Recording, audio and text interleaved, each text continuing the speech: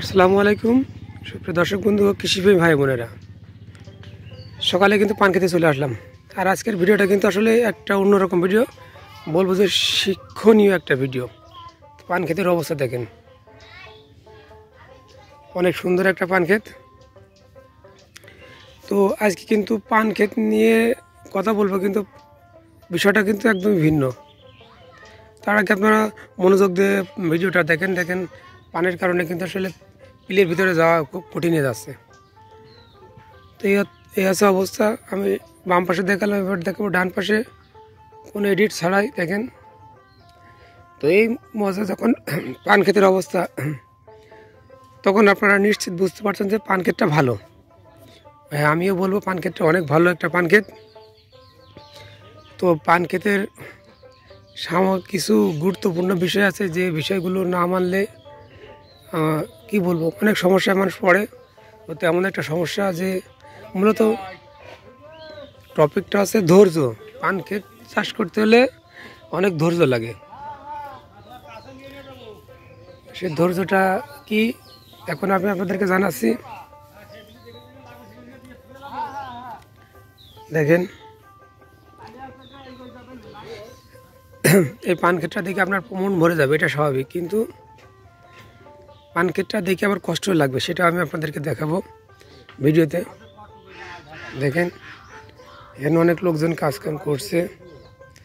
এই এত সুন্দর পান ক্ষেত।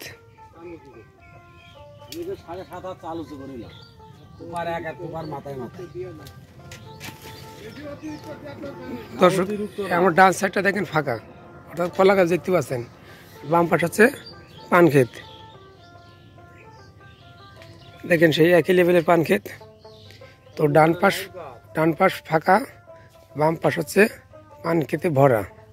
তো এই দেখেন ডান পাশে কিন্তু আছে পান ক্ষেতের কিন্তু বেড়াটা দেওয়া নাই, অথচ সামনে কিন্তু বেড়া দেখতে পাচ্ছেন।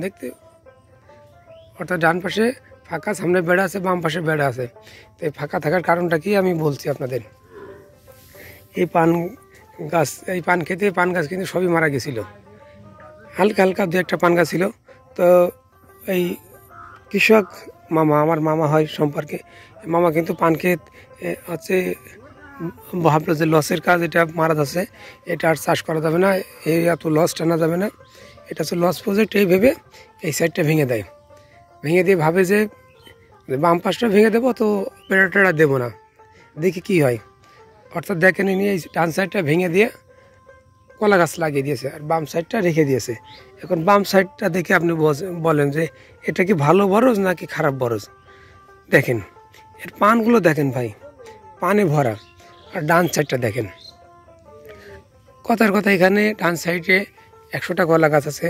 100টা কলা গাছ থেকে কলা গাছগুলো কিন্তু একবারই বিক্রি করবে। সে আমি 500 টাকার খান ধরলাম, এখানে কত টাকা আসবে? 50,000। আর এখানে এই পাশ থেকে আমি ধরলাম, এই পাশ থেকে যদি একটা পান হয়, একটা পান হলে তার দাম মিনিমাম 1 থেকে 1.5 লাখ টাকা। বর্তমান পানের উচ্চ মূল্য, সেখানে 1-1.5 লাখ টাকা। কিন্তু এই পানগুলো কিন্তু হতেই থাকবে। যখন উনি যদি চান প্রত্যেক হাটে একটা হারভেস্ট করতে, উনি কিন্তু হারভেস্ট করতে পারবে। কিন্তু এই পাশটা ভেঙে যাওয়ার ফলে কিন্তু এই কলা গাছ কিন্তু লাগানোর পরে একবারে কিন্তু লাগিয়ে শেষ, কলাটা বিক্রি করে শেষ। তো আমি যে কথাটা বলতে চাচ্ছিলাম, মূল যে কথাটা, পান চাষ করতে হলে কিন্তু প্রচুর ধৈর্যের দরকার হয়। দেখেন, প্রচুর ধৈর্যের দরকার হয়। কারণ পান ক্ষেত এটা কি বলবো, পান গাছ একটা লতা জাতীয় উদ্ভিদ। এই উদ্ভিদে কম বেশি সবসময় রোগ বালাই লেগে থাকে।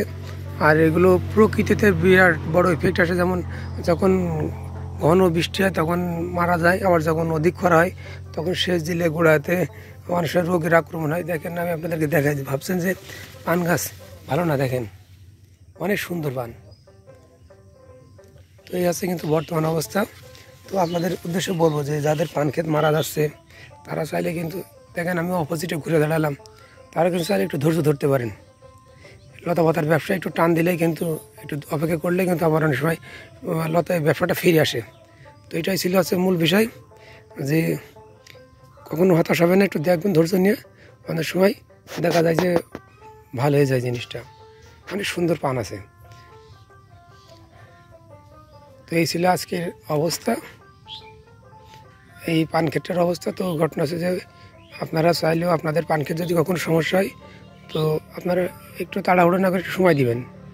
আল্লাহ চাইলেও অনেক সময় ফিরেও আসতে পারে, সেটাই। তো ধন্যবাদ সবাইকে সাথে থাকার জন্য। দেখা হবে, কথা হবে আবারও। ভালো থাকবেন সবাই।